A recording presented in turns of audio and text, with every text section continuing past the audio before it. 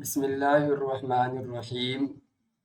آج ہم آپ کے سامنے علم سائنس سبق نمبر 4 میں آئے ہوئے سوالات کے جوابات آپ کے سامنے لے کر حاضر ہوئے ہیں۔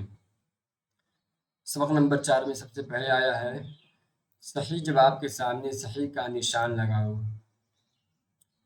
کیا ہے؟ دل اور پھیپھڑوں کی حفاظت کرتا ہے۔ کون سے اعضاء حفاظت کرتے ہیں؟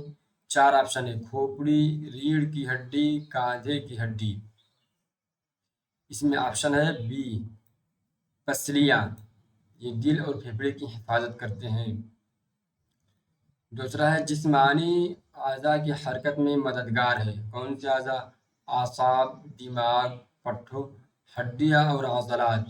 ہڈیاں اور عضلات یہی ہے جسمانی حرکت میں مددگار اعضاء۔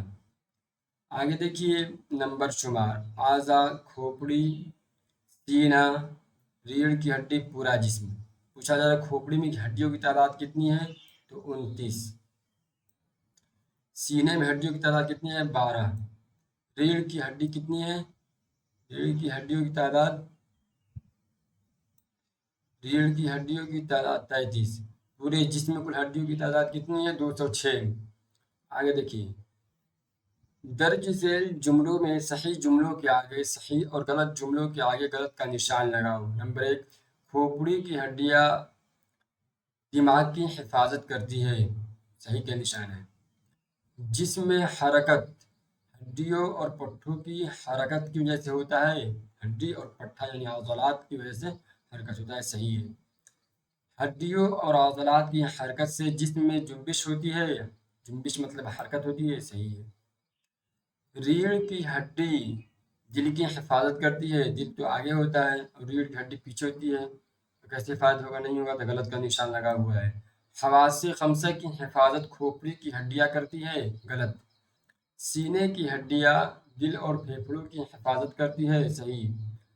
صحیح جوڑ بنانا ہے: کھوپڑی دماغ، باسو گید گڈھا جوڑ، کوہنی اور گھٹنا قبضہ جوڑ، عضلات حرکت، حرام مغز ریڑھ کی ہڈی۔ لکھا ہے ہڈی پنجر کے 2 مصرف لکھیں۔ نمبر 1، ہڈی جسم کو شکل اور سائز فراہم کرتا ہے۔ نمبر 2، ہڈی جسم کو مضبوط کرتا ہے۔ سبق نمبر 4 مختصر تھا، یہ پورا ہوا۔ اب انشاءاللہ آپ کے سامنے سبق نمبر 5 لے کر جلد حاضر ہوں گے۔